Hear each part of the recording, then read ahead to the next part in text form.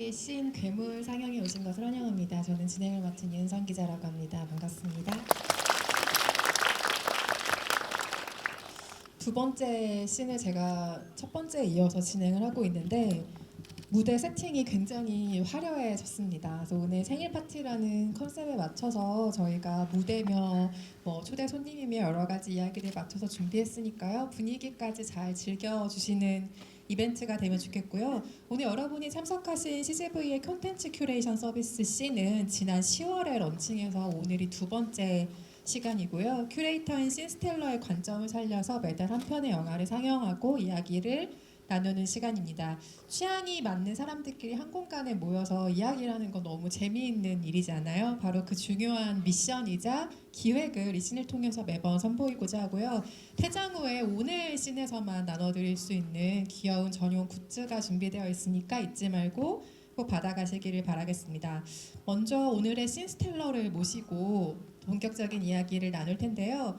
모시기 전에 시작 전에 안내 사항을 들으셨을 텐데 스크린에 지금 QR코드가 곧 뜰 겁니다. 그래서 그 QR코드를 통해서 입장을 하시면 오늘의 오픈 카카오 채팅방으로 들어오실 수 있어요. 그래서 영화 보신 소감 그리고 오늘의 씬스텔러와 같이 나누고 싶은 이야기들 질문하고 싶으신 점 남겨주시면 제가 오늘 Q&A 중간에 같이 보면서 이야기 나누도록 하겠습니다. 한 가지 더 주의사항 드릴 점은 채팅방에 입장하실 때 닉네임을 지금 앉아 계신 좌석 번호로 꼭 바꿔주셔야 된다는 점이에요. 그래야 저희가 확인할 수 있으니까 그렇게 잘 바뀌어 있는지 확인 부탁드리고요. 그러면 오늘의 11월 씬스텔러 전소희 배우를 모시겠습니다. 큰 박수로 환영해 주세요.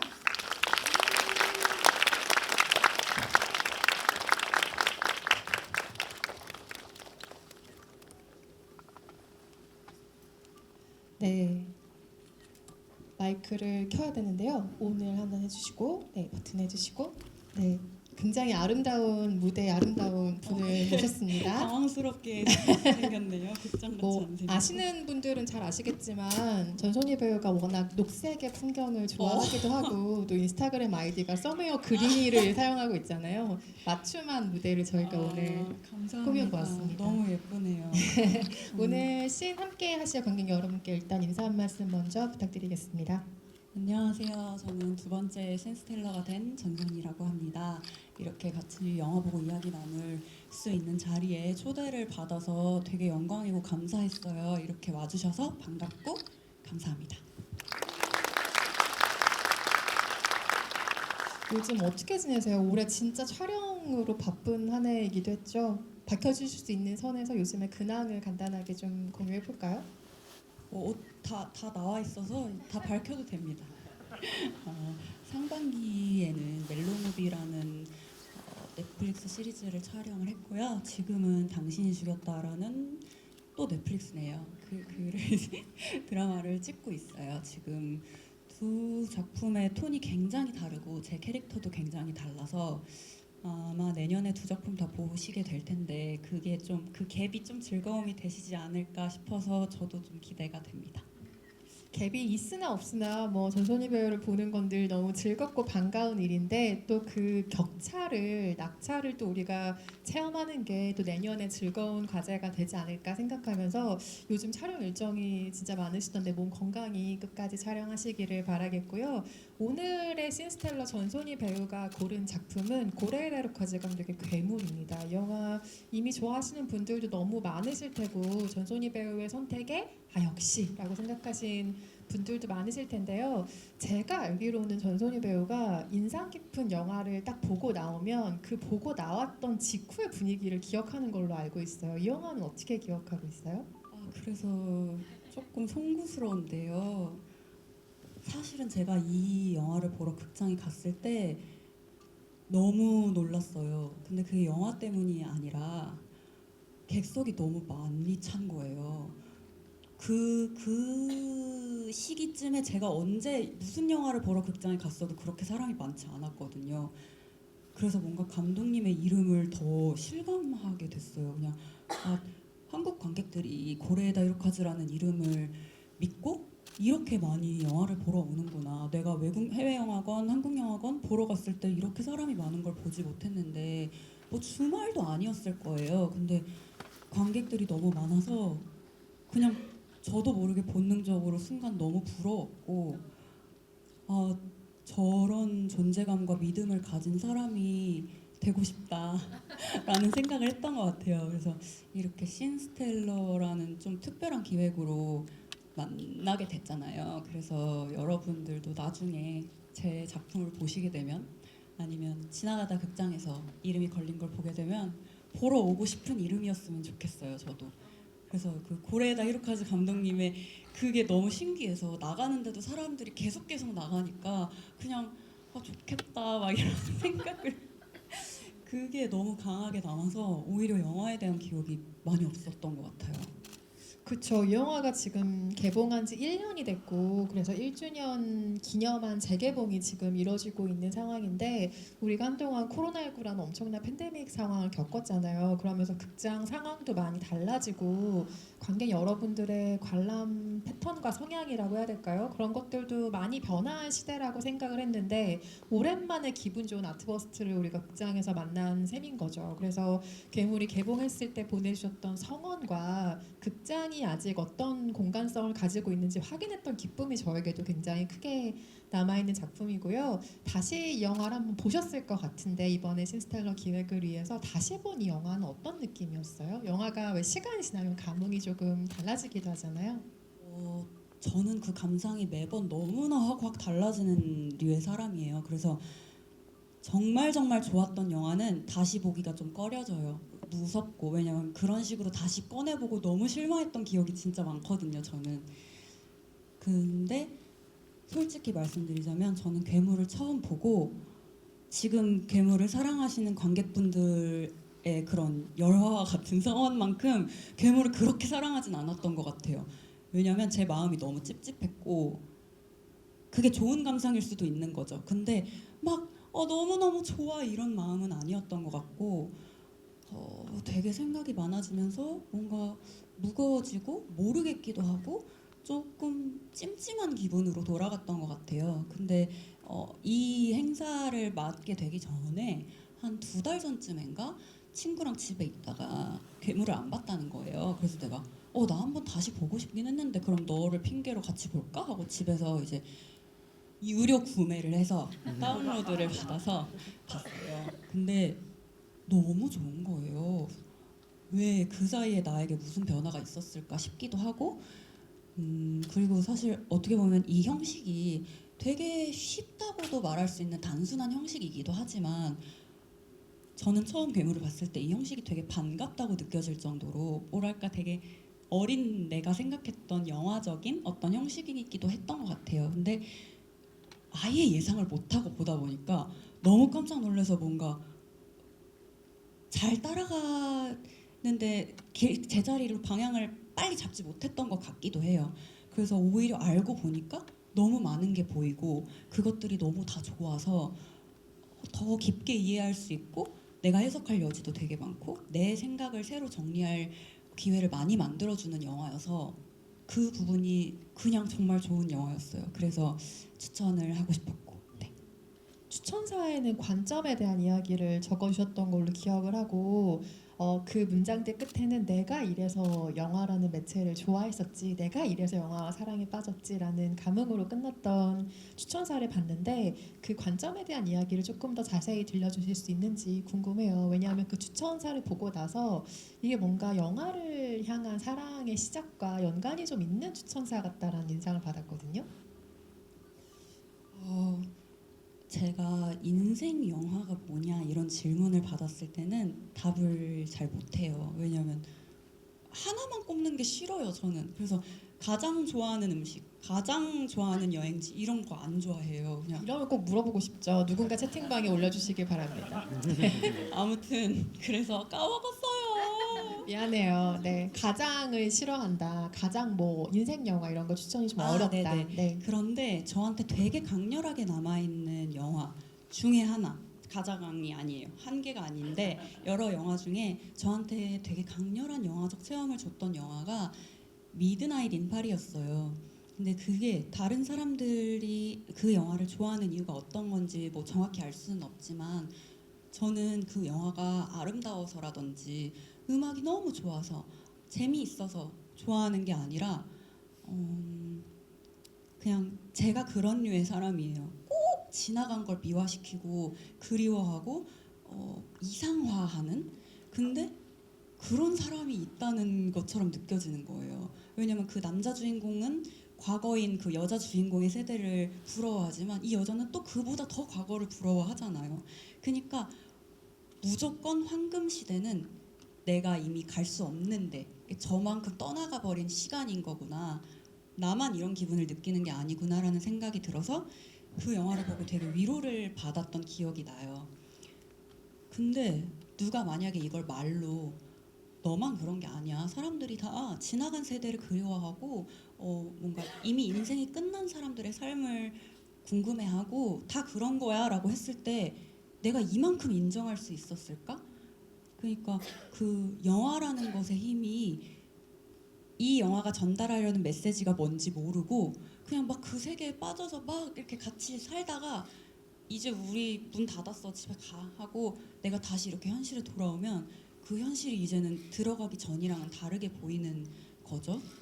그래서 제가 영화를 사랑하는데 그래서 이 영화의 형식이 전 좋았던 것 같아요. 그냥 어쩌면 되게 직관적으로 영화라는 매체가 할 수 있는 그런 마법 같은 작용을 설명하는 것 같기도 했고요.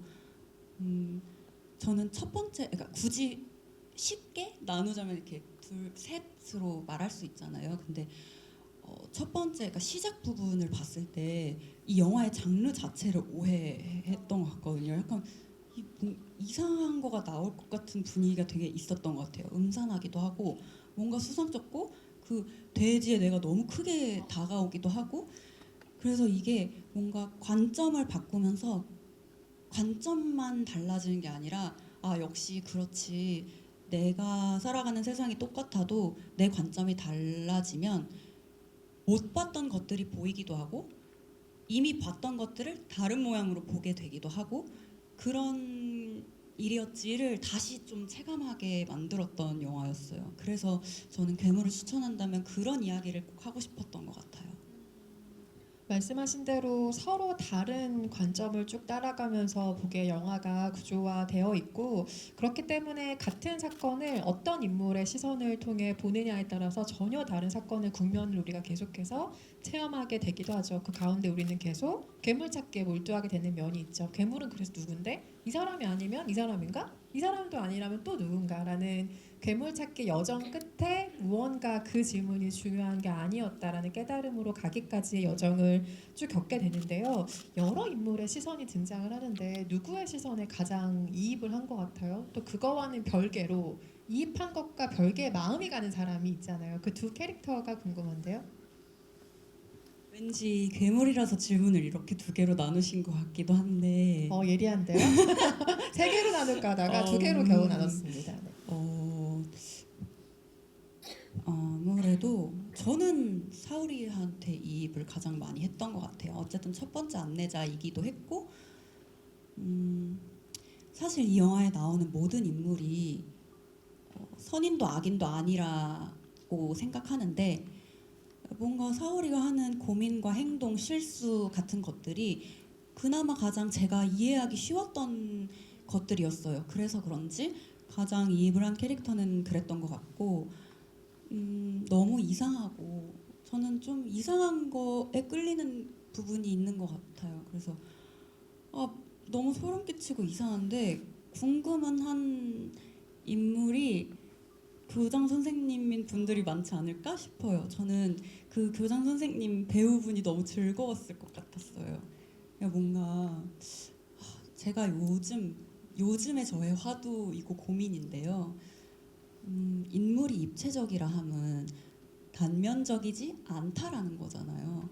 어떤 내가 이 사람은 이런 사람이구나라고 생각했을 때 아닌 면도 있네라고 하게 만드는 그런 포인트를 말하는 것 같은데 어느 정도 벗어나야 이게 이 사람은 이런 사람인데 이런 면도 있구나가 되는지 어디를 넘어서면 이 사람은 이런 면도 있구나가 아니라 이 사람 그 사람 아니잖아가 될 수 있잖아요. 보는 사람들이.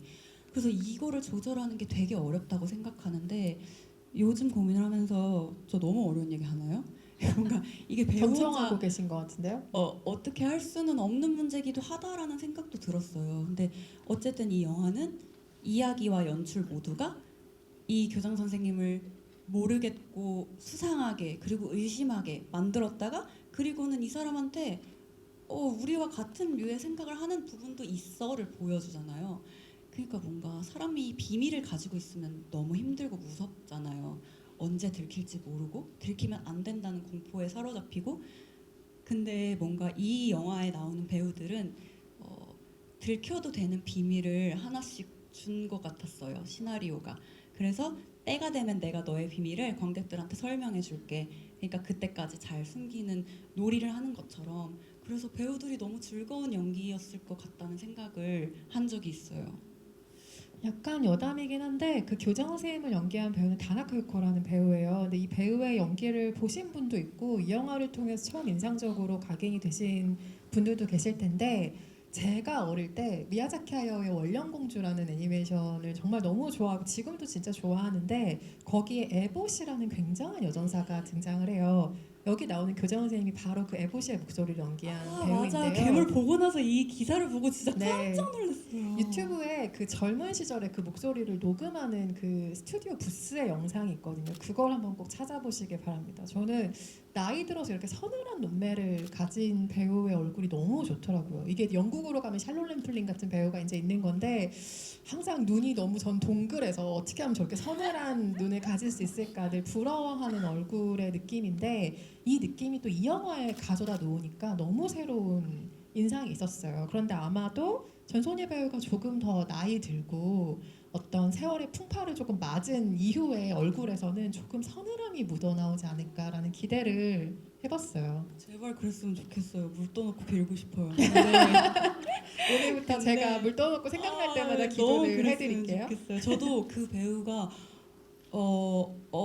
이 역할을 떼놓고 보더라도 배우 자체로 되게 힘이 있는 배우라는 인상을 받았어요. 그래서 괴물을 보고 되게 인상적이고 궁금해져서 찾아보다가 맞아 에보시 보고 깜짝 놀랐던 게 생각나요. 에보시 진짜 멋있는데 아무튼 그리고 젊은 시절에 연기하신 걸 봤어요. 지금 시간이 지나서 작품이 기억이 안 나는데 너무 예쁘고 근데 예쁜데 똑같아요. 지금 얼굴이랑 똑같은데 뭔가 어릴 때는 오히려 깨질 것 같은 느낌이 좀 있더라고요. 근데 그게 안 깨지고 이렇게 세월을 버텨서 저게 뭔가 단단해 보이는 사람이 됐나 하는 생각도 했었는데 기자님이 말씀하신 표현이 저도 되게 똑같이 느꼈어요.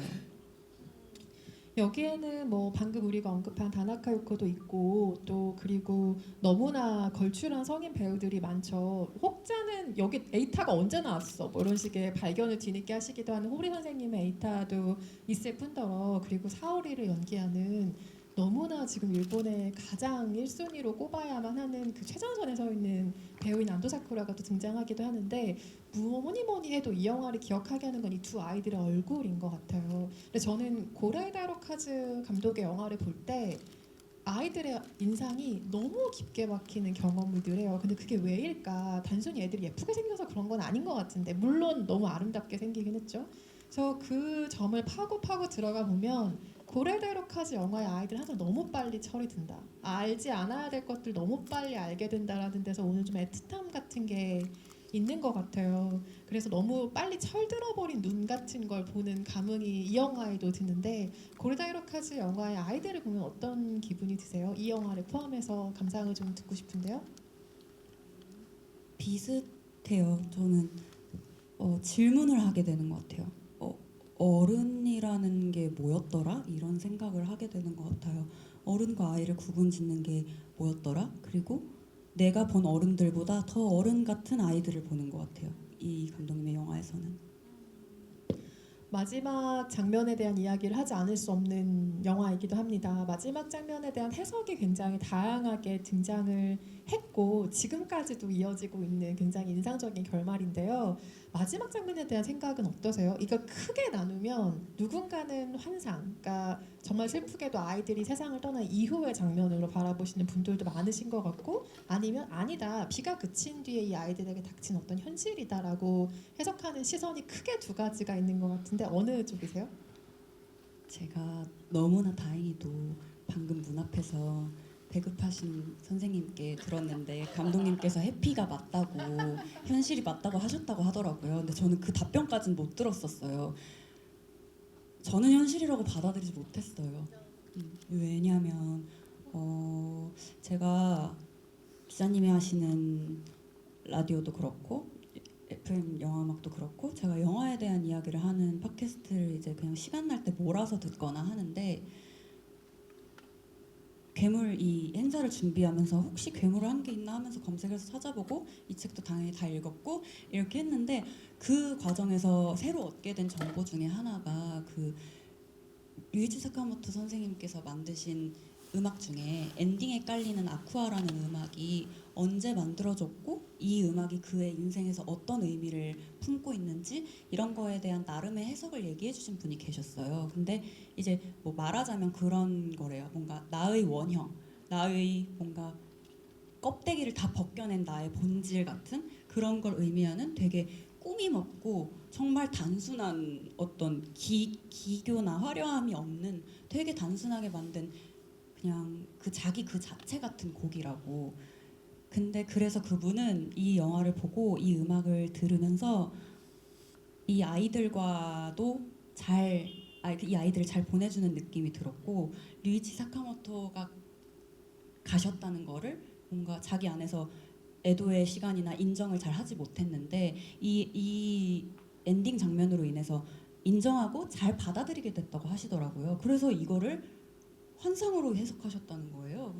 그래서 전 그 말을 들으니까 더 환상인 것 같은, 아니 현실이라고 해석하셨다고 했는데 그 말을 들으니까 더 그러면 끝나고 다시 시작한다는 얘기인가 하는 생각이 들어서 그리고 뭐랄까 저는 이 영화의 재미에 그런 것도 있었어요. 이 형식이 뭐 어떻게 보면 되게 어떤 표현이 맞을까요? 뭔가 표현 위주의 어떤 형식이잖아요. 근데 우리가 생각하는 고레에다 히로카즈 감독의 영화의 개성 중에 하나는 되게 현실적이라는 거. 배우들의 연기도 그렇고 이야기도 어떻게 보면 굉장히 사소한 이야기라서 그렇게 대단할 것도 없는 이야기에서 나는 너무 큰 걸 배운다 이런 생각을 많이 했던 것 같은데 이 영화는 그런 관점에서 보면 되게 영화 같은 영화란 말이에요. 뭔가 그 잘못 생각했던 것들을 뒤집어 왔을 때 답을 말해주는 느낌이에요. 확인시켜주는 느낌이에요. 그냥 생각할 대로 생각해가 아니고. 그래서 저는 뭔가 그게 의외라고 생각을 하면서도 이 형식을 택했을 때 만약에 이 감독이 가진 어떤 내추럴함과 현실적인 이런 사소한 것을 진짜같이 느끼게 하는 감각이 없었다면 이 형식이 이렇게 관객한테 통했을까? 내가 누가 괴물인지 궁금해하는 내가 괴물이다라는 생각을 하게 만들 수 있었을까 하는 생각을 좀 했어요. 그래서 이 그 부조화 같은 조화가 되게 좋았고 질문이 뭐였죠? 그래서 그 환상으로 여겨지기도 하고 현실로 여겨지기도 하는 결말이 전소리 배우에게는 어떻게 네네. 해석되는지. 그래서 이 이야기의 형식에 대비해서 뭔가 이들의 생활감 같은 거는 저는 여전히 감독님의 색채처럼 내추럴하게 받아들였기 때문에 그런 저에게는 그 엔딩이 너무 강렬해서 현실이라고 생각할 수 없는 그런 느낌이었어요. 그래서 그렇게 받아들인 것 같아요. 뭔가 이렇게 믿고 싶다, 이렇게 보고 싶다 보다는 너무 예뻐서 현실 같지는 않는 그런 걸 보면은 제가 세상을 그렇게 희망적으로 바라보진 않나 봐요. 왜 우리가 궁금한 게 있어서 감독한테 물어보잖아요. 특히 감독님들이 대부분 이런 표현 써서 죄송하지만 미꾸라지처럼 막 빠져나가는 질문 중에 하나가 이 장면의 의미는 뭔가요? 라고 콕 집어 어떤 답을 기대할 때 질문인데 아마 고레다 히로카즈 감독도 너무 많이들 물어보니까 하나의 본인의 입장을 얘기하셨을 거예요. 하지만 항상 그게 정답인 것은 아니죠. 영화를 보고 내가 어떤 감흥을 닿았는가를 깊이 파고들어 내려가는 것이 결국에는 영화의 완성이라는 생각이 들고 각자의 버전의 이 영화 엔딩에 대한 생각이 있으실 거예요. 그런데 아마 말씀하신 것의 분위기는 이 영화의 각본을 고레데로 카즈가 쓰지 않았기 때문에 생긴 효과 같기도 해요. 대부분 자기의 작품을 직접 쓰고 연출을 하는 감독인데 이 영화의 각본은 사카모토 유지라는 스타 각본가가 썼습니다. 뭐 일본에서는 콰르텟, 꽃다발 같은 사랑을 했다 같은 작품으로 아주 유명한 각본가고요. 그가 칸 국제영화제에서 이 영화로 각본상을 받았을 때 고레이데로 카즈 감독을 경유해서 남긴 수상 소감이 전 진짜 인상적이었는데 세상에서 아무에게도 이해받지 못하고 있는 단 한 사람을 위해서 이 글을 썼다라는 이야기를 했어요. 그 마음이 이 영화의 미나토와 요리를 관통하고 있는 것이 아닐까라는 생각을 하면서 이 영화를 보게 됐던 기억이 있습니다. 괴물에는 인상적인 대사가 많죠. 역시 스타 각본가는 후킹을 하는 대사를 남길 줄 알죠. 근데 그 중에서 가장 인상적인 대사 중에 하나는 누구나 가질 수 없는 걸 행복이라고 하진 않아. 누구나 가질 수 있는 걸 행복이라고 하는 거야라는 교장 선생님의 어떤 인생을 관통하는 것 같은 한마디가 있는데 그 말에 동의하는지도 궁금하고 그렇다면 요즘 전소희 배우가 가지고 있는 느끼고 있는 행복은 어떤 것에 가장 가까운 느낌일까도 궁금하고요. 엔딩을 비관적으로 세상을 부정적으로 바라보는 사람이 할 말은 아니지만 그 말이 맞아야만 한다고 생각했고 그래서 저는 동의합니다. 그리고 그 와중에 또 교장 선생님이 좋은 대사를 정말 많이 하시라고 생각했는데 그 말할 수 없으면 부르라고 그게 너무 단순하잖아. 근데 만약에 어쩌면 내가 나중에 아무한테도 말할 수가 없어서 너무 외롭고 막 답답해 죽겠는 상황에 한번 이렇게 후 이렇게 해보고 싶은 생각이 들었어요. 해방감이 들까? 그럴 수도 있겠다. 그냥 뭔가 사람의 정신과 인체는 되게 신비로우니까 그런 착각이 들 수도 있겠다. 그래서 저는 그 대사도 되게 재밌었어요. 그리고 또 까먹었네. 너무 뻔하실 거예요. 뭔데요? 기자님께는 제가 지금 당신을 죽였다를 찍고 있는데 못 말려 진짜. 현장 너무 좋아해 전소희 근데 진짜. 정말 너무 행복해요. 그래서 집에 가기가 싫고 아직 1월쯤까지 촬영을 하거든요. 그래서 제가 감독님한테 촬영이 끝나면 어떡하죠? 이제 이랬더니 아무 스태프들 다 약간 왜 저러는지 아직 한참 멀었는데 뭔 소리 하는지 이렇게 보는데 나는 벌써 이 사람들을 만날 날이 1월까지밖에 안 남았다는 게 너무 속상하고 막 집에 가기 싫고 이 사람들이랑 같이 이걸 만들고 있는 시간이 너무 행복해요. 그래서 요즘 제가 배가 안 고파요. 제 행복의 감각은 배고픔인데요.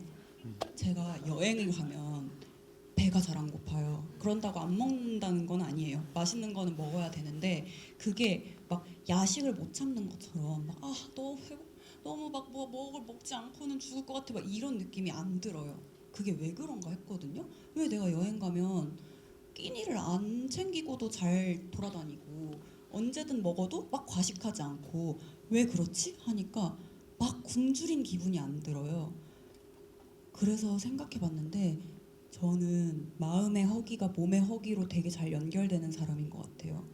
그래서 여행을 갔을 때 막 오감이 엄청 막 활발해지고 보고 듣고 느끼고 막 내가 생각하는 것들이 막 바빠서 이렇게 마음이 풍족해지면 배가 안 고프더라고요.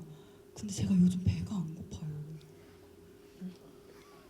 이렇게 아름다운 답변 끝에 죄송하지만 역시 배우들이랑 새 모이만큼 먹는 사람들이 이런 얘기하면 진정성이 없잖아요. 여행 가면 더 먹게 돼서 무슨 소리예요. 아니 그것도 저도 진짜 인정하는 게 모든 여행이 그렇진 않아요. 근데 진짜 좋을 때 진짜 막 이 공기가 좋고 막 이 지나다니는 외국어도 너무 좋고 막 이 환경과 내가 보는 것들이 막 너무 많은 게 막 쏟아지고 있어 막 이럴 때는 밥 안 먹어도 돼.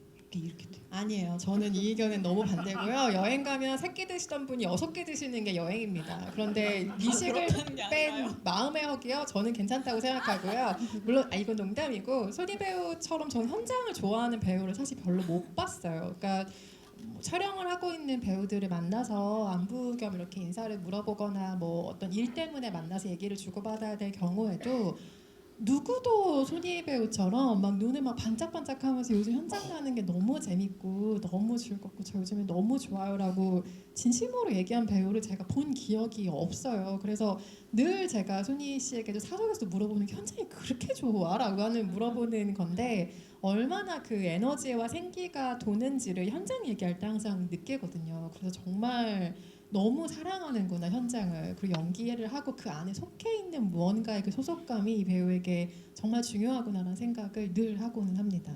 그 즐거운 현장이 1월이면 끝나서 아쉽겠지만 또 다른 또 좋은 현장을 만나길 바라고요.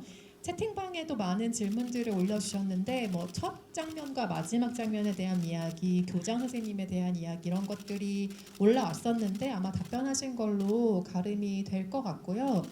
질문을 한번 볼게요.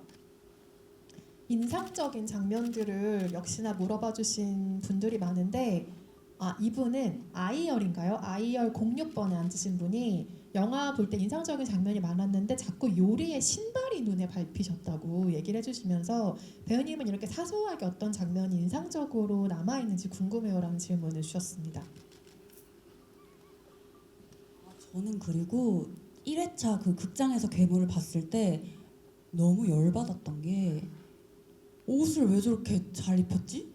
이런 생각이 들었어요. 그러니까 너무 뭐랄까 저 옷차림과 막 머리랑 뭐 신발이랑 가방이랑 이거가 둘이 너무 각자 되게 제가 저걸 입어야 될 것 같은 그런 거를 너무 잘 만들어준 거예요. 그래서 저는 그것도 되게 큰 역할을 했다고 생각하거든요. 막 요리 옷이 너무 귀여운 무슨 아가들이 입는 것 같은 옷을 많이 입잖아요. 그래서 뭔가 쟤는 지켜줘야 될 것 같고 보호해야 될 것 같고 그리고 막 미나토는 약간 뭐랄까 반항기의 막 왠지 자꾸만 강동원 선배님이 떠오르는 약간 그런 엄청 잘생김인데 상처받은 잘생김 같은 그런 옷을 입어요. 옷이 약간 상처받았는데 예쁘다 약간 이런 느낌으로 그래서 그 걔네들의 옷차림을 되게 많이 봤던 것 같고 그리고 제가 인상적으로 기억하는 장면은 이 포스트 이 게임을 하는 장면 그냥 그때 저는 왜인지 모르겠는데 그때 처음으로 조금 마음을 놓았던 것 같아요. 그냥 그 순간만큼은 진짜 즐거워 보였어요. 그냥 그 배경이나 일어나고 있는 상황과 그 시점에 얘네들이 고민해야 하는 그런 것들을 다 제쳐놓고 그냥 지금 이 순간은 얘네가 즐겁구나 하는 생각이 들어서 그때 처음으로 귀여워 이런 생각도 한 것 같아요. 그 전까지는 할 수 없어서 못했고 그래서 그 장면이 저는 기억에 남아요. 근데 요리 신발이 왜 계속 기억에 남으시는지 궁금해요. 아마도 신발을 신고 있는 모양새나 아니면 이 아이가 하고 있는 차림 자체가 뭐 예쁘다는 표현도 써주셨지만 그것보다는 너무 그 학대당하는 인기를 상황과 필요로 많은 하는 게 것들을 계속 보이니까. 네. 캐릭터로서 보이기 때문이 아니었을까 싶어요. 그리고 저도 의외로 영화를 볼 때 발을 좀 자주 봐요. 어떤 식으로 저 사람이 걷고 있는지 혹은 어떤 걸음을 하고 있는지 신발을 어떤 걸 신었는지를 보면 이상하게 그 사람의 캐릭터가 조금 더 잘 보이는 인상이라 저도 유심히 발을 보게 되곤 합니다. 근데 이 말씀을 들으니까 생각나는 게 저도 전에 아마 고레다 히로카즈 감독 영화 중에 뭐 어떤 거였던 것 같아요. 누군가가 운동화를 끈 있는 운동화를 신는데 급하게 끈을 이렇게 넣어서 여기다 발 속으로 넣어버린 다음에 신는 거예요. 그래서 저기서 엄청나게 성격이 보이겠다. 만약에 내가 하는 캐릭터라면 저 끈을 어떻게 하고 어떻게 신었을까 신발을 이러면서 막 메모장에 적었던 기억이 나요. 만약에 정말 끈이 많은 신발을 신는 전소희 배우의 장면이 나온다면 캐릭터를 어떻게 표현하게 될지 기대가 될 것 같아요. K20번에 앉아 계신 분께서는 저희가 얘기했던 행복에 관련한 질문을 주셨는데요. 영화를 보고 가장 크게 느껴지는 점은 요리와 미나토가 행복했으면 한다는 것입니다. 잠시만요. 화면이 올라가서 죄송합니다. 화면이 갑자기 추르륵 올라가네요. 죄송합니다. 잠시만요. 당황했어. 괜찮습니다. 네, 극장이 이게 계속 있는 것이 아니라 한 번에 쭈르륵 올라갈 때가 있어서 상처받고 외면받는 아이들이 결국 서로가 발견하고 바라봐줌으로써 조금씩 행복해지는 길로 가고 있다고 믿고 싶어지는데 전소희 배우님은 아이들이 행복해질 수 있다고 생각하시나요? 라는 질문을 주셨어요. 아까 드렸던 답이랑 비슷할 것 같은데 저희가 포기하지 않으면 되지 않을까요? 그냥 그런 마음으로 노력하는 게 애인이고 싶어요. 저는 그렇습니다. 저도 이런 이유로 엔딩을 희망적으로 본 관객 중에 한 명인데 저는 이제 10대, 20대가 아니다 보니 그리고 청춘보다는 조금 더 중년의 나이대에 조금 더 가까워지다 보니까 어쩔 수 없이 다음 세대라는 걸 저도 모르게 생각하게 돼요. 이 세대한테 무엇이 갈 것인가 혹은 이 세대가 쌓아놓은 정말 말 그대로 지저분한 것들이 이 아래로 어떻게 갈 것인가를 항상 좀 염려하게 되는 면이 저도 모르게 생기는 걸 가끔 발견을 하는데 이 아이들이 그렇게 밝게 햇살 아래서 뛰고 즐겁게 환호하고 서로를 바라보는 세상이 환상에만 있다고 생각하면 너무 슬픈 거예요. 이 아이들에게는 저런 하루가 주어질 수 있고 다른 화창한 날이 주어질 수 있다는 믿음을 다름 아닌 제가 가지고 싶더라고요. 그래서 그 마지막 장면이 절대로 태풍에 휩쓸려간 아이들의 이효가 아니라 살아남아서 자기들끼리 행복하게 웃고 있는 모습이면 좋겠다를 너무너무 바라게 되는 엔딩이기도 했습니다. G11번에 앉아 계신 분은 이런 질문 주셨는데요. 고레에다 감독님이 괴물에 대해 한 얘기 중에 이런 말이 있더라고요. 미나토가 잘 자라면 아마 호리가 됐을 거라고요. 그래서 호리가 미나토와 같은 대사라는 장면도 나옵니다. 나는 불쌍하지 않아라는 대사인 거죠. 또한 그렇기에 호리가 미나토와 요리를 가장 먼저 알아차릴 수 있었다는 얘기를 들었는데 소니 배우님도 그렇게 생각하시는지 궁금해요. 저는 그렇기 때문에 호리가 미나토와 요리 간 거짓말을 진심으로 용서할 수 있지 않았을까라고 생각했거든요. 라는 질문을 주셨어요. 호리가 알고 있었다는 면에 대해서는 어떤 인상을 가지셨는지 그리고 정말로 고레에다 감독의 말처럼 미나토의 미래 중에 하나에 호리가 있을까? 라고 생각하세요? 어떠세요? 그 생각의 이유는 뭐예요? 여기서 그 대사를 똑같이 말을 하거나 아니면 이 아이들의 관계를 호리가 가장 먼저 눈치챘기 때문에 그런 그렇게 생각하신 것 같아요. 그런 생각은 저는 그냥 진짜 단순하게 솔직히 좀 못 해본 것 같아요. 근데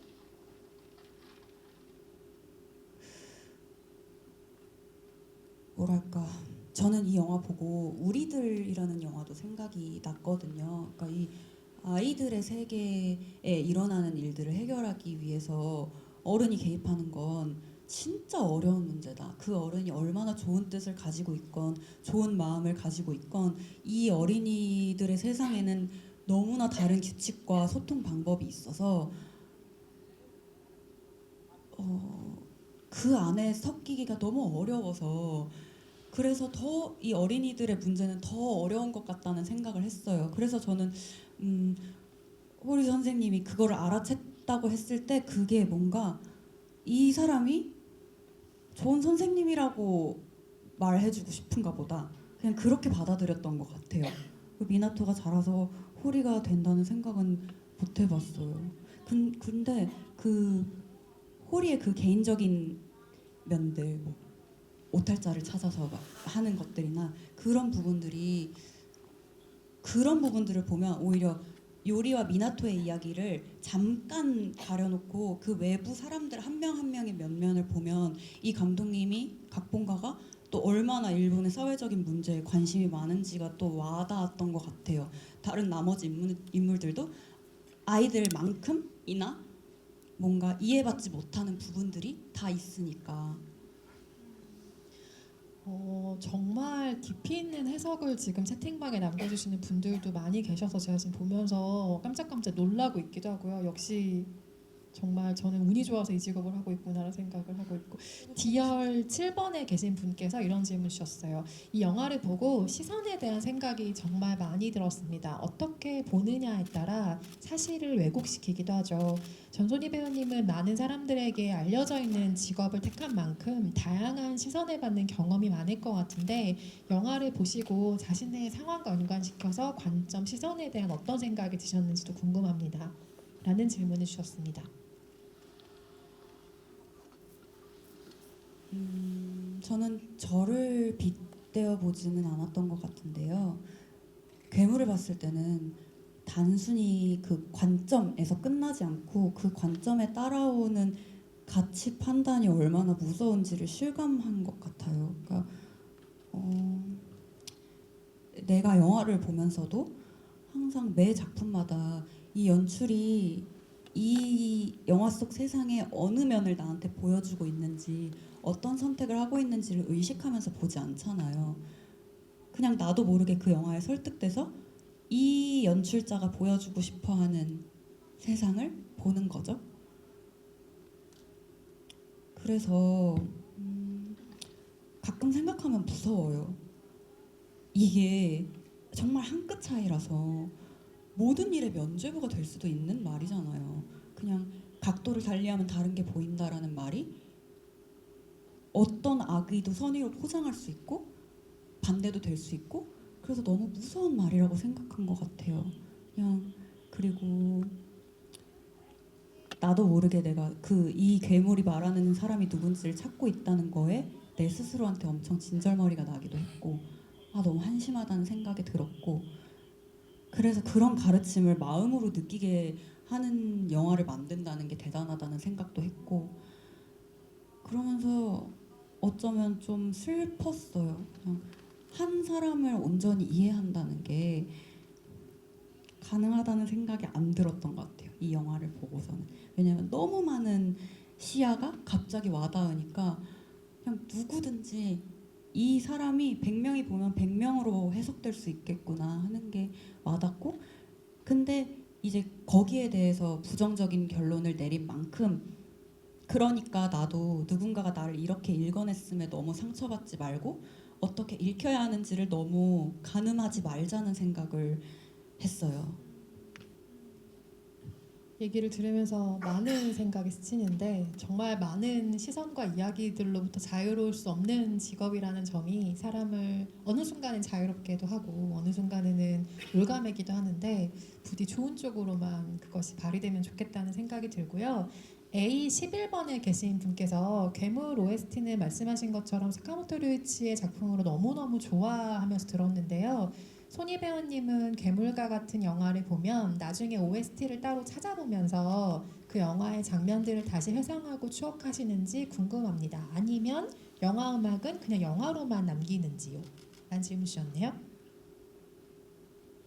매 영화마다 다른데요. 이상하게 그 감각적으로 극장을 나서는데 귀에 남는 멜로디들이 있어요. 지금 갑자기 생각나는 건 진짜 뜬금이 없는데요.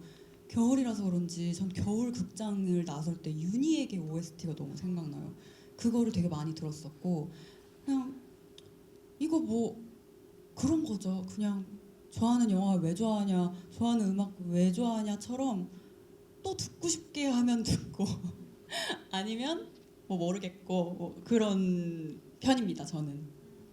영화 사운드 트랙 들으면서 자기의 상황에 그걸 맞대어 보는 거 너무 좋지 않나요? 저는 최근에 눈이 많이 왔잖아요. 그래서 너무 일차원적으로 겨울왕국이 막 생각이 나던데요. 그래서 그 겨울왕국 2에 인투 디 언노운이라는 스코어가 있잖아요. 근데 그게 엘사를 연기한 리디나 멘젤이 부른 버전이 있고 패닉 앳 더 디스코라는 그 팀이 부른 엔드 크레딧 버전이 있어요. 굉장히 락밴드의 그 보컬의 버전이 있는데 그걸 들으면 약간 출정식 같은 기분이 항상 들거든요. 어디 그래서 나가시는데요? 일하기 싫을 때 겨울에 아 그렇게 일나가기 나가고 싫을 싶은 때 거예요? 네, 그런 아. 식의 어떤 나를 수동하기 위해 얼마 전에도 인투 디 언노운 한 10번 이상 걸어놓고 계속해서 차에서 들었던 기억이 갑자기 있습니다. 이렇게 감성적인 영화에 죄송합니다. 이상한 얘기였어요. 대단히 멋져요.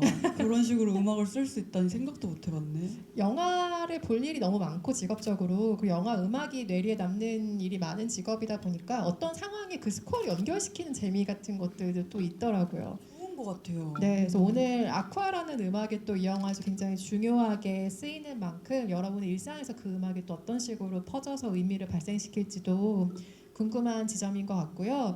오늘 그 생일 파티의 컨셉이잖아요. 생일 파티에는 생일 선물이 있어야 되잖아요. 그래서 이게 좋아하실 선물일지는 모르겠는데 제가 올해 6월에 깊은 밤의 영화관이라는 영화 리뷰 책을 냈는데 여기에 괴물의 이야기가 마침 있어요. 그래서 제가 이 영화를 보고 어떤 생각을 했는지를 이 책을 통해서 읽어주셨으면 좋겠다는 생각이 들어서 세 분께 오늘 이 책을 드리려고 선물로 가지고 선물이 맞을까 이게? 선물을 세 분께 드리려고 가지고 왔는데 장난하세요? 선물이죠. 아니 책을 별로 좋아하지 않거나 뭐 리뷰집 자체에 관심이 없으신 분들도 계실 수도 있으니까 하지만 증정되면 그거는 뭐 어쩔 수 없으니까 여러분 각오하시고요. 지금 채팅방에 올라왔던 많은 질문들을 다 읽어드리지 못했지만 지금 읽어드렸던 질문 중에 기억에 남는 질문이 있으세요? 저희가 지금 소화했던 Q&A 중에 제가 대답하기 너무 부끄러웠던 질문이 마이크를 대고 하세요. 제 대답이 너무 깊이가 얕다 생각했던 질문이 그 미나토가 호리 선생님이 되는 저 지금도 아직 그 생각 계속하고 있어요. 그러니까 그분께 네, 아까 제가 좌석 번호와 같이 그 질문을 읽어드렸는데 어디 계시죠? 네, 책을 정말 꼭 받아가시기를 대단하세요. 바랄게요. 어떻게 그런 생각을 하실 수가. 두 분 더 남았어요. 네, 신발 보시는 분. 네, 호리 선생님 아니 어, 그 신발 아니 얘기하신 저분은 드려야 돼요. 어떻게 어? 저렇게 네. 진심 생일 꽃갈모자 쓰고 오셨잖아요. 아, 네, 지금 생일 파티 컨셉에 누구보다 충실하게 이게 감사합니다. 제가 미리 말씀을 안 드렸는데 네, 12월이라서요. 네. 제가 어떤 너무 귀여운 걸 봤는데요.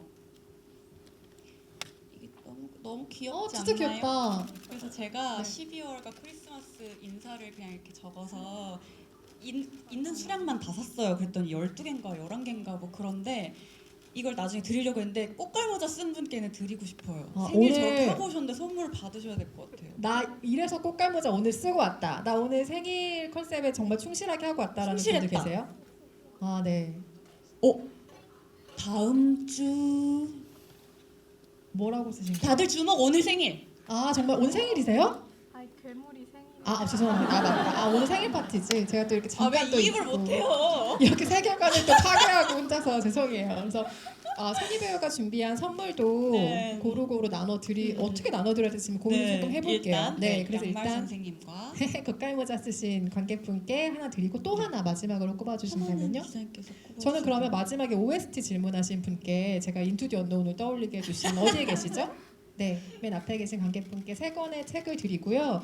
지금 여기에 그 좌석 번호를 다 적어주셨기 때문에 손희 배우가 보시고 그냥 이렇게 바로 읽어주셔도 좋을 것 같아요. 이렇게 네. 10분을 한번 꼽아주셔도 좋을 것 같고 네, 알겠습니다. 굉장히 많이 보내주셨거든요. 여기 근데 들어가서 읽고 있으면 진짜 재밌겠다. 밤새겠어요. 네, 이거 일단 링크를 음. 드릴게요. 그리고 저희가 시간이 없어서 네. 빨리빨리 지금 알겠습니다. 번호를 얘기해 주셔야 됩니다. 그러면 네. A24 A24번이 계세요? 네, 네. A24번. 네, A24번 네, 관객분 그리고 잠깐만. 제가 수량을 체크할게요. 네. 그거 하고 A24번, F14번, L5번, D9번, G5번, I14번. 네. 두 명 남았어요. 비크런치라는 신기한 용어를 쓰시네. K20, C13. 네. 지금 좌석 번호 다 확인하셨죠? 번호 불리지 않았는데 와서 달라고 하시면 안 돼요. 그 정도의 양심은 우리 챙깁시다. 그러니까 나가면서 꼭 받아가시기를 네. 바라겠고요. 저희가 오늘 괴물 없는 괴물 생일 파티가 컨셉인지라 축하 메시지를 좀 받아보고자 합니다. 그래서 고민을 하다가 스크린에 띄우는 게시판을 한번 저희가 만들어 봤는데요. 스크린에 화면 띄워주실 수 있을까요? 그리고 스크린에 새로운 QR 코드가 뜰 거예요. 이거는 그 오늘의 오픈 카카오톡 채팅방이 아니라 새로운 QR 코드입니다. 여기에 접속하셔서 생일 축하 메시지 괴물에 대한 이야기 남겨주시면 손희 배우님이 몇 개 선정해서 읽어주실 거예요. 그래서 따뜻한 축하 메시지 적어주셔도 좋으니까요. 남겨주시는 것들 같이 보도록 하고요. 오늘 이 QR코드에 남겨주시는 이야기들 만나기 전에 특별한 축하 영상이 도착한 게 있는데 그 영상을 먼저 함께 보고 저희 본격적으로 조금 더 나누는 이야기 가지도록 하겠습니다. 생일이라서 또 저희가 생일 케이크를 준비했어요. 저희가 이러는 걸 고래대로까지 감독이 알아야 되는데 이렇게 열심히 하는 거를 누구세요라고 할 거 같은데. 배급사에 요청드립니다. 이거 좀 고래대로까지 감독님께 보내주세요. 저희가 이렇게까지 열심히 1주년을 축하했다. 메시지 지금 남겨주시면 이 게시판에 떠요. 메시지가. 그래서 같이 볼 수 있게 남겨주시면 좋겠고요. 축하 영상을 먼저 보도록 하겠습니다.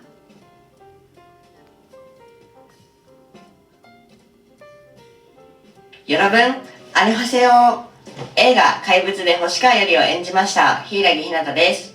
怪物が公開1周年を記念してもう一度劇場で公開されると聞きました。韓国で皆さんと直接お会いしたのが記憶に新しいですが、もう1年になるんですね。今回この機会にぜひもう一度劇場で本作を見ていただけると嬉しいです。여러분 사랑해요.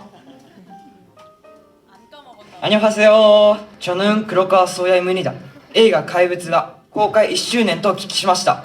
韓国の皆さんとお会いしたのを今でも鮮明に覚えています。また皆さんとお会いできるのを楽しみにしてます。감사합니다. 안녕.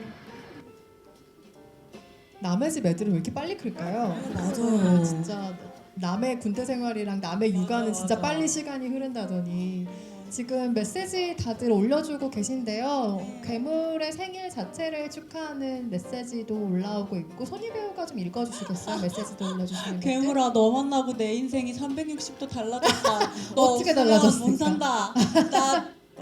나 축하한다? 나 축하한다?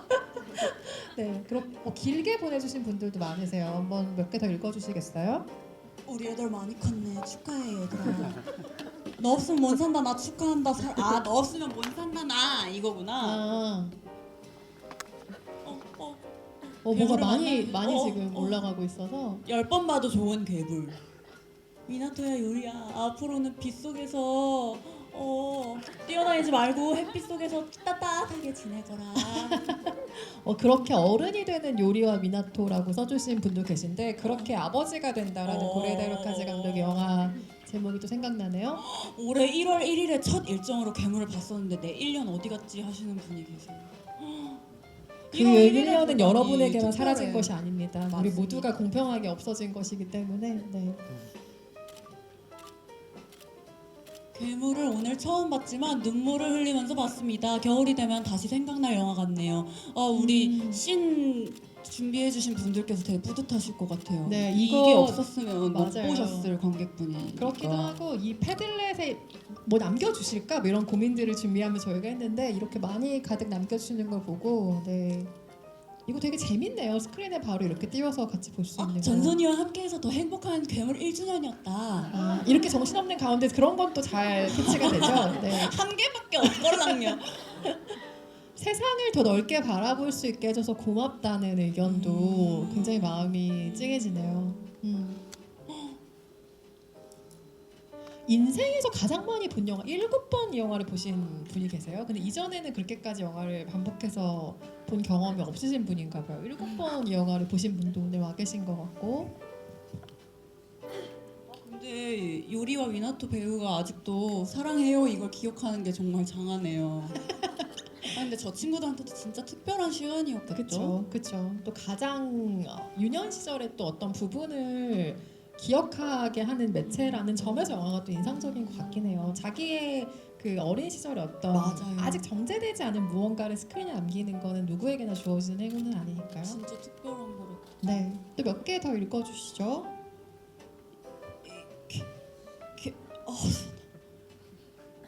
다른 사람들과 제가 좋아하는 영화를 공유하는 기회는 사라졌어요. 그렇죠. 근데 다른 사람과 영화를 공유하는 기회는 내가 혼자 영화를 볼 때의 즐거움과는 뭔가 뭐가 더 좋다 비교할 수 없는 네. 진짜 즐거움인 것 같아요.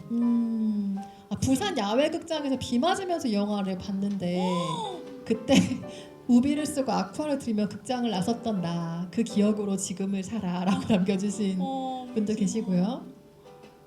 괴물과 같은 날 생일인 분이 계세요? 오늘 생일인 분이 계신가요 자리에? 오늘 생일인 분이 계시대요. 혹시 아까 엽서에 당첨되셨나요? 당첨되셨대요. 제가 알고 뽑았나 봐요. 생일 그건 아니겠지만 생일 축하드립니다. 다행이에요. 괴물도 생일 축하하고 관객분도 생일 축하해요. 요리 미나토 오래오래 건강하게 살아가길 바라. 오래 살고 싶은 세상을 잘 가꾸어 놓을 수 있도록 노력할게. 근데 저는 엔딩을 그렇게 비관적으로 봤던 이유가 제가 그걸 희망차게 볼 자격이 없다고 생각해서라고 생각했어요. 그래서 뭔가 저렇게 말씀해주신 말 같은 마음이었던 것 같아요.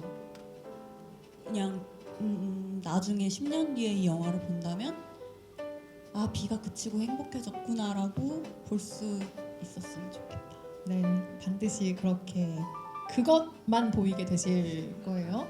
세상의 모든 아이들이 행복했으면 좋겠다라는 이야기 남겨주신 분도 계신데요. 맞아요. 이 영화 보고 나면 그런 생각도 또 하게 되죠. 세계를 생각하게 만드는 영화들이 있어요. 자기 맞아. 세계뿐 아니라 좀 더 넓은 세계를 생각하게 하는 영화들이 있는데 이 영화가 또 그런 작품이 아니었나 싶습니다. 왜 자격이 없어요? 아 지금 방금 자격 얘기하셔가지고 그런 이야기 이 남겨주셨나 봐요. 선물이라는 말씀이죠. 음, 시린 계절을 찾아온 괴물아, 아이들의 세상은 계절에 상관없이 다정하고 따뜻했으면 우리 비 많이 맞았잖아. 이제 그만 맞자. 고생했어. 사랑해라고 하셨어요. 우주상걸 영화제에서 반딧불이랑 함께 봤었대요. 너무 진짜 너무 새로운 경험이셨겠네요. 그거는 반딧불이를 본 게 진짜 언젠지 기억도 안 나네. 우리는 얼마나 주변과 세상을 원망한 채 수많은 괴물을 만들고 있는 것일까. 괴물 네버 크라이라는 진심 어린 문장을 좋겠다. 남겨주신 진짜, 분들도 계시고요. 네, 어떤 이야기인지 너무 공감이 돼요. 네. 19을 괴물의 생일로 마무리할 수 있어서 너무 뜻깊다는 의견을 남겨주신 분도 계시고요. 네, 정말 고마워서 생일 축하해라는 문장으로 마무리해 주셨네요. 저의 중학교 생활을 괴물과 함께해서 너무나도 기쁜 하루. 소니 배우님도 괴물도 더더욱 흥하길. 중학생 친구가 있어요? 대단해. 이 영화 영화를 취향이 벌써 이해하다니 대단해. 네. 세상에 단 한 명의 외로운 사람들 모두 화이팅이라는 문장 저 근데 남겨주신 분도 계세요. 네. 기자님이 얘기해주셨던 그 네. 사카모토 유지가 전하신 메시지를 저도 그때 보고 네. 그냥 기사로 글자로 읽었는데 울컥했던 게 네. 기억이 나요. 네.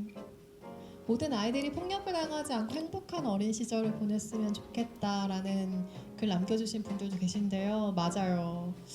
다른 시절도 그렇지만 어린 시절엔 정말 아무런 외부적인 고통이 없이 자기 자신의 내면의 성장 때문에만 고통받는 일이 있었으면 좋겠어요. 그게 정말 꼭 만들고 싶은 세계가 있다면 전 그거 하나인 것 같아요.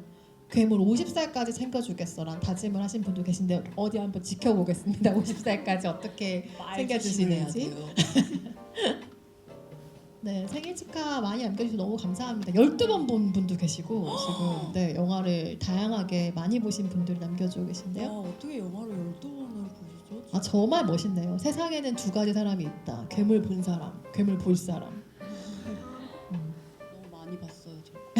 이미 많이 본 사람도 세 번째 항목에 끼워주시면 좋겠어요. 네, 메시지 가득 남겨주신 이 태블릿 판을 뒤로 하고 저희 생일이니까 생일 축하를 한번 마무리를 해볼까요? 지금 예쁜 케이크도 준비를 해주셨으니까 불을 붙여서 저희가 생일 축하를 마지막으로 기왕 고레다 감독에게 전달될 거라면 아싸라게 케이크까지 몇 개 더 제가 불을 붙일 동안 몇 개만 더 읽어주시겠어요?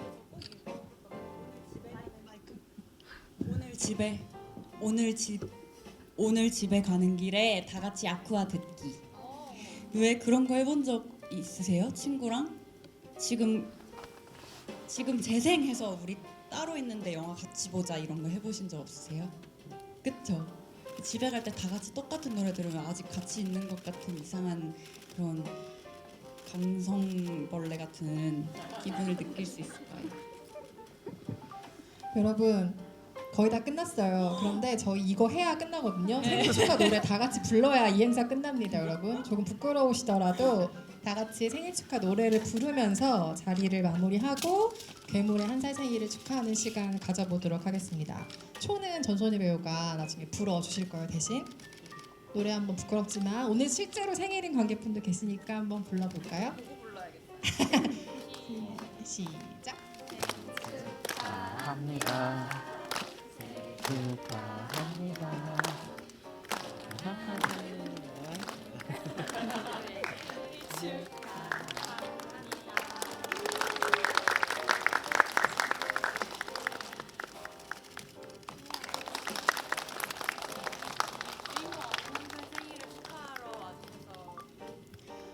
네, 저희 뭐 케이크도 불고 축하 메시지도 읽으니까 진짜 생일을 제대로 치른 것 같은 기분이 드는데요. 함께 취향을 출연하는 두 번째 씬 어떠셨는지 궁금하고요. 마지막으로 다른 영화, 내가 출연하지 않은 영화로 이야기한다는 게 좀 어렵고 또 즐거운 자리긴 한데 오늘 이야기 나눠보니 어떠셨는지 소감 들어볼까요?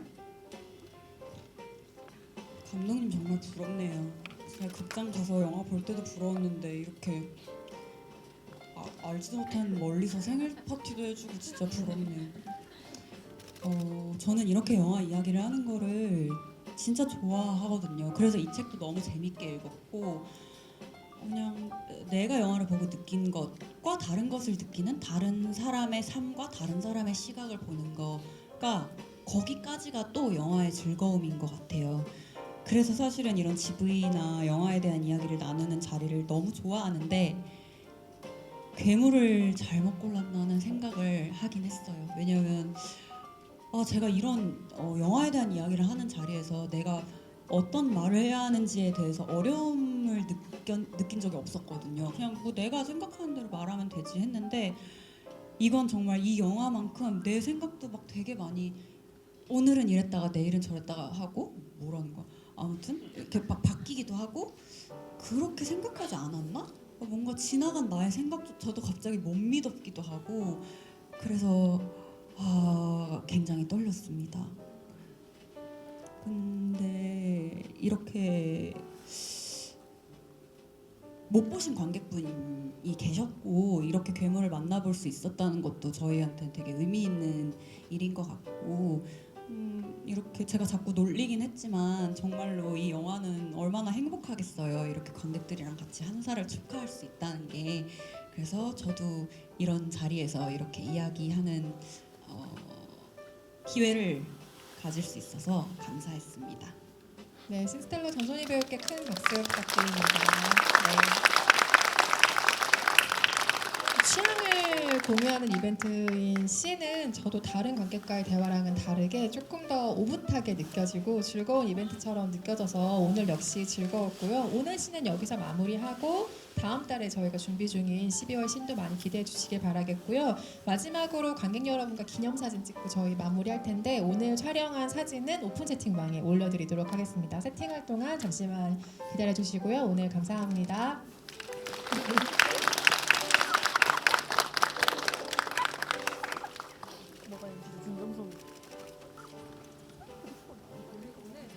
내가 들어가야겠지.